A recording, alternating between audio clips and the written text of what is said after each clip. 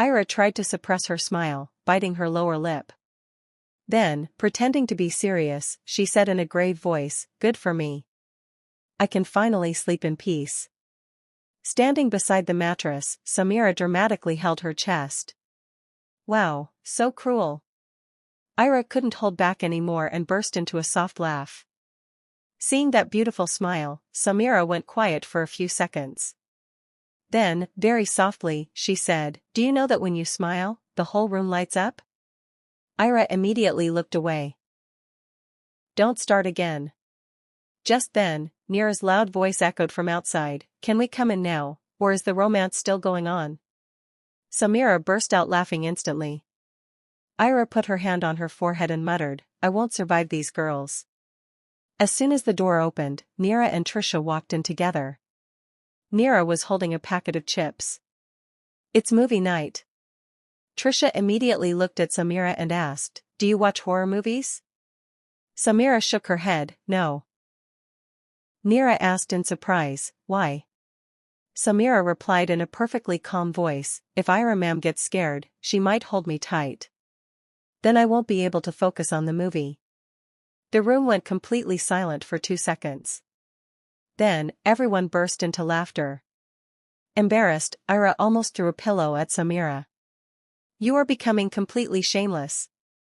Catching the pillow, Samira laughed, "But I didn't lie." Nira rolled on the sofa laughing, "Ira, your life has literally turned into a movie." Trisha smiled knowingly and added, "And Samira is the main character." Samira immediately corrected her, "No. The main character is Ira ma'am." Hearing this, Ira fell silent for a moment. Her heart softened again. Right at that moment, the hostel lights flickered for a few seconds. Nira screamed dramatically, "Oh no! What if the power goes out now?" And the power actually went out. The entire room was plunged into darkness.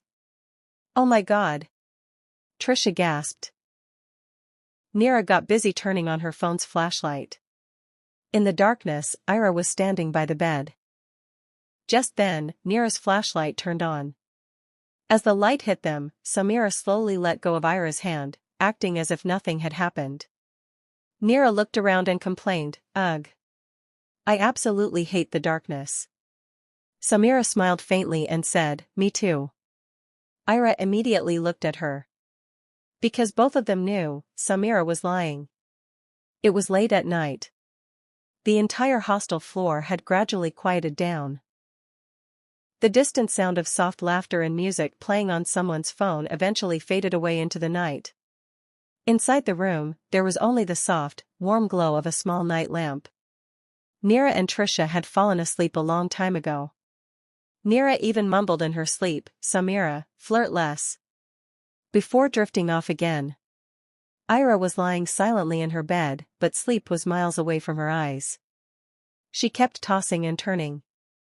Looking across the room, she saw Samira lying on the extra mattress. She was surprisingly quiet tonight. No mischief. No whispers. Not even a "good night, ma'am." And this silence was making Ira even more restless. She closed her eyes for a moment, but opened them again shortly after. She stared at Samira through the dim light. Was she asleep? For some reason, Ira felt a sudden emptiness in her chest. Slowly, Ira sat up and looked around. Everyone was fast asleep. She stepped off the bed quietly and walked on her tiptoes. She could hardly believe her own actions, she was actually walking toward Samira. She stopped right beside the mattress. Samira was sleeping on her side, her messy hair falling gently over her forehead. Ira stood there silently for a few seconds. Then, in a very soft whisper, she called out, "Samira." There was no response. She leaned in a bit closer. "Are you asleep?" Suddenly, Samira opened her eyes. Seeing Ira so close to her, she was genuinely startled. "Ma'am?" Ira became flustered. I. Her words caught in her throat. Samira sat up, her eyes wide with surprise. "You're here?" Ira remained silent for a few moments. Then, very softly, she asked, "Why are you so quiet tonight?" Samira stared at her in awe, then let out a gentle smile. "So, you noticed?" Ira quickly looked away. "No. I mean, just because." Samira didn't say anything for a few seconds. She just kept looking at Ira with deep affection. Then, in a very tender voice, she said, "I thought I should keep some distance today." "Why?" "Because whenever I get too close, you get nervous." Ira didn't say a word. Samira added softly, "But now, you came to me yourself." Ira's heart skipped a beat. She quickly made an excuse, "I just came to check if you were asleep." Samira bit her lip to hide her smile. Of course." Then, she shifted slightly to make some room. "Would you like to sit?" Ira hesitated for a few seconds before slowly sitting down on the edge of the mattress. Both went completely silent. In the quiet room, only the sound of their soft breathing could be heard. Then Samira whispered, "Ma'am." "I'm really glad you came." In that exact moment, the invisible wall between them completely shattered. Samira could no longer hold back her feelings. She gently took Ira by her shoulders and pulled her close down onto the mattress. Ira didn't resist, instead, her eyes reflected a deep, unspoken longing. Samira leaned over, leaving soft, passionate kisses on Ira's forehead, her cheeks, and then her lips. Ira felt a wave of intense emotion rush through her body. Samira's warm hand gently traced along Ira's waist under her sari, making Ira gasp softly, a breathless sound mixed with overwhelming affection and desire. That soft sound made Samira lose all control. She gently slipped the sari off Ira's shoulder, letting it fall aside. In the dim glow of the night lamp, Samira showered Ira's neck with soft, burning kisses, leaving faint marks on her fair skin. Ira's hands instinctively tangled into Samira's hair. As Samira drew even closer, expressing her deep, raw passion. Samira whispered near her ear, "Ma'am, do you know how breathtaking you are?"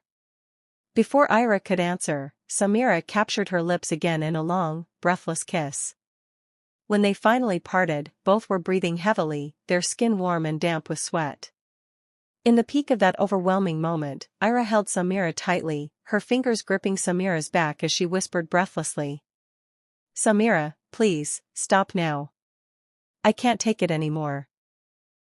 Samira gave one last deep kiss on Ira's forehead and gently rested her head on Ira's chest. Both lay there, their chests rising and falling in sync. The room was filled only with the sound of their tired breaths and the midnight silence. Samira stayed like that for a few minutes, listening to Ira's heartbeat. Outside, the distant bark of a dog could be heard, but inside, there was only a peaceful quiet. Ira slowly opened her eyes. Her hair was messy across her face, and Samira gently tucked it behind her ear. In a low voice, Samira asked, "Did I scare you?" Ira remained silent for a moment, then slowly shook her head. "No." Samira's eyes held a beautiful tenderness. She gently took Ira's hand in hers. "I will never hurt you, ma'am." Those words warmed Ira's heart. She said softly, "Whenever you come close, everything gets chaotic." Samira chuckled softly. "Me too." They fell silent again. Suddenly, reality hit Ira. Her eyes widened as she looked around. "Oh my God, what if Nira and Trisha wake up?" Samira held back a laugh. "Then I'll tell them that you came to me first." "Samira!" Ira gasped. Samira smiled mischievously, "What can I do? It's the truth." Blushing, Ira gave her a playful tap on the shoulder and tried to sit up to leave. But Samira gently caught her hand again. "Are you leaving?" Ira paused. In the dim light, their eyes locked once more. "I have to go," Ira said softly. Samira stayed quiet for a few seconds, then slowly nodded. "Okay." But she didn't let go of her hand. Ira looked down and smiled faintly.